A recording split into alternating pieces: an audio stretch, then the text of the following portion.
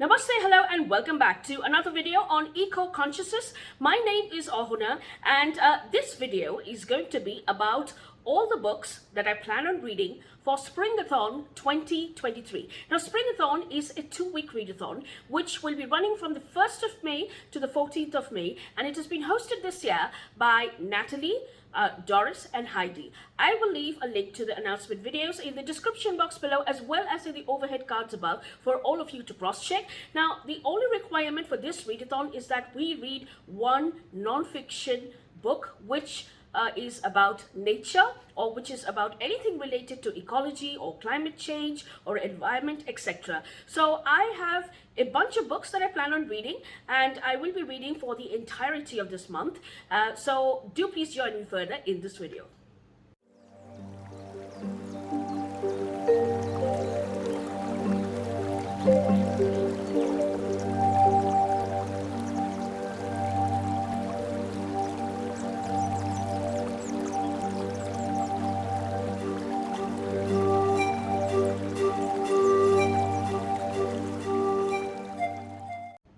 So now let's come around to the books that I plan on reading. Now there are 4 buzzwords which have been provided by our hosts. So the first one is color, the second one is craft, the third one is capture, and the fourth one is caring.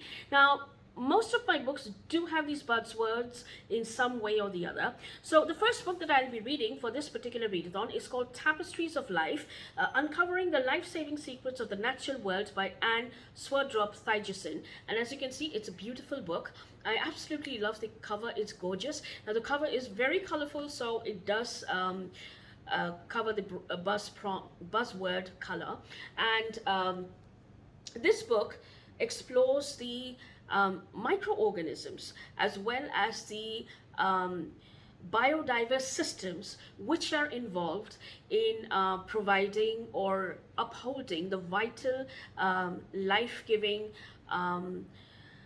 systems of the world, like clean water or food or honey, or which comes in food, of course. And there are other examples, as in the observation of the activities and the lifestyle of the kingfisher bird inspired the bullet train. So there are many examples of this sort which are given in this book, and it has been explored very well. And the author tries and to stress upon the biodiverse systems and the microorganisms which contribute to making more sustainable as well as natural habitat, as well as how these organisms contribute to the vital components which are necessary for life on earth. So it's a very interesting book. It's very informative. It also explores the silk industry. It also explores the bamboo industry, which does have lots of craft in it. So the word craft is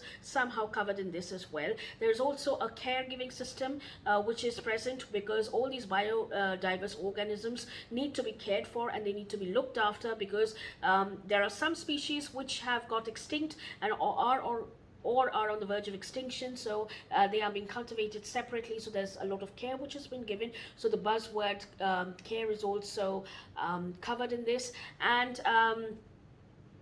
basically we have color, craft, the care, as well as capture, which is covered. So all the 4 buzz prompts are encompassed in this particular book. So it's a very interesting book, and I'm looking forward to reading this. Now, the next book that I plan on reading is another non-fiction book, which is called Inheritors of Earth, How Nature is Thriving in an Age of Extinction by Christy Thomas. So this particular book is basically about the fact that although humans are devastating the ecosystem and causing an imbalance, it explores how Earth, with its own ecosystem, is trying to fight back by diverse and vigorous adaptation. So the author goes from a simple butterfly to a bison to trees to microorganisms, etc., which are trying to fight back to purify and reinstate the natural order, despite the the massacre which is being of pollution which has been caused, as well as the other aspects of climate change, etc., which has been caused because of human negligence. So it's a very interesting read, and that will be the next book on my TBR.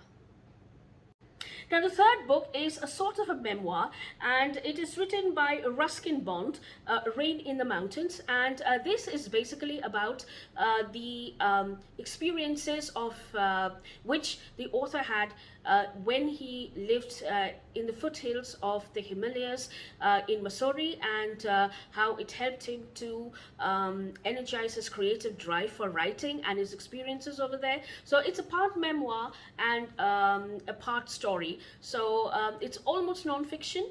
So that will be the third book on my TBR. Now, the next book on my TBR is a book which I had picked up or attempted to read in another readathon, which was a July Sustainability Readathon for 2022, but unfortunately I could not complete it. And this is Below the Edge of Darkness by Edith Widder.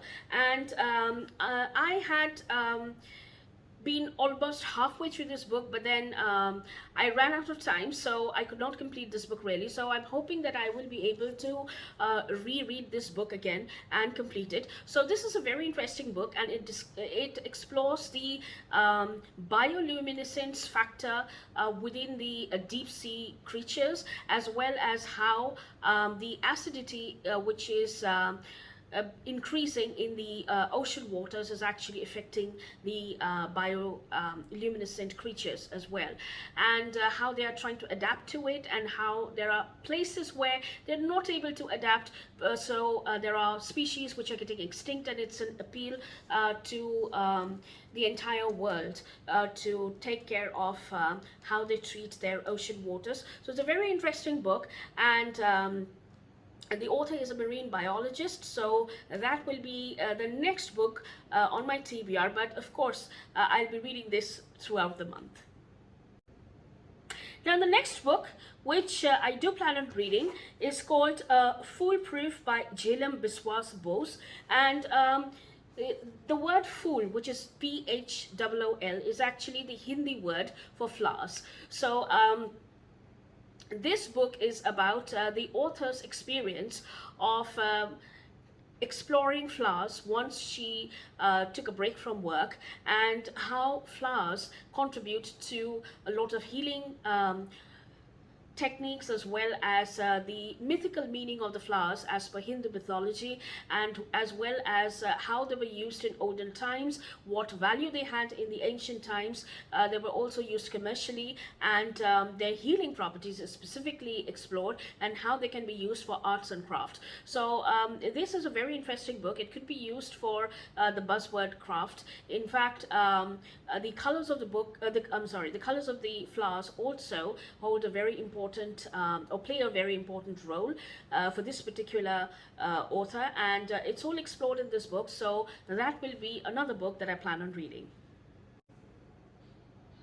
Now, I know although Springathon is primarily supposed to be a non-fiction read, but I do have a lot of fiction on nature writing as well. So this is my pile of possibilities for a fiction read for Springathon. I don't know if I'll be able to finish all of it, but then yes, I will probably be reading at least one or two. So the first one that I'll be reading is Enid Blyton's Nature Stories. So this is a children's book, and it's filled with nature stories from the English countryside, and I have never really read this book. I know it's a children's book, but then I wanted to include this book as well. So that will be one of the first fiction books that I'll be reading. There is another duology which has been written by Chen Jiatong, and this is called White Fox, as well as White Fox in the Forest. And I did read this the first part in January, but I could not really complete it. So I plan on rereading this duology, and hopefully I should be able to complete these two at least by the end of May. And this is basically about the story of a baby fox who loses his parents, and they have a secret in their family, and he travels to find out where exactly and what is the mystery of the secret stone which is present in his family. And the stone helps the fox to become human for some time, and that is the ability which only this species of Arctic fox has. So this book deals with a lot of animal nature, because it is about animals, of course, and it also deals with the environmental conditions which this baby fox has to go through, and how humans exploit nature, because there is a point where forests are being cut and pine trees are being they are being cut down, and they are being stolen from those who are attending to forest, and their families are being killed, and there's a massacre which goes on. So there are lots of incidents, and what exactly is the perspective of a baby fox who is an animal and who is trying to grow, and how harsh the harsh realities which this fox has to face all on its own, and the creatures it tries to befriend, and how he has to change from habitat to habitat in order to ensure that he is not only safe from the let's say the barbaric activities of humans, but he also is safe from the other wild creatures who are very scared of human attacks. So it's a very interesting duology. I hope that I'll be able to complete it.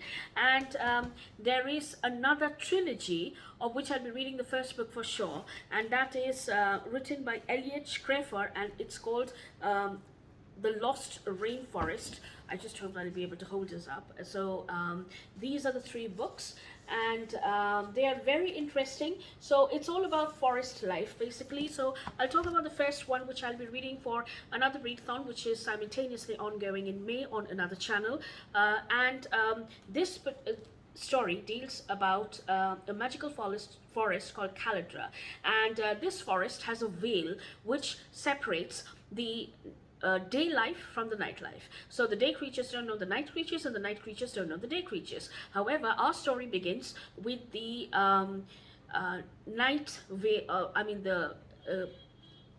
other half of the veil, which has only night creatures in it. So there is a group of panthers, and there's a baby panther with her sister, and she has latent magical qualities, and somehow one day in the cave walks in a stranger and states that there will be a danger which will be coming soon, and it is up to this little panther. She has to cross the veil, and she has to discover her latent magical abilities, and she has to go and seek help from the creatures of the daylight. So this is what the journey is all about, so that the forest is safe, otherwise the forest will be destroyed.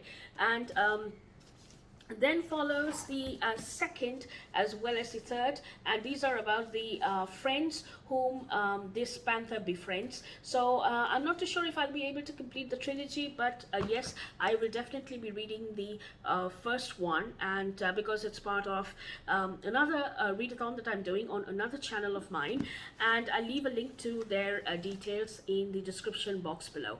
So those are the few books that I will be reading. Do let me know what you think about them, if you have read them before, or if you would like to buddy read any of them with me, and I will see you soon again next time with another video. So till then, take care, have a good reading week ahead, and namaste.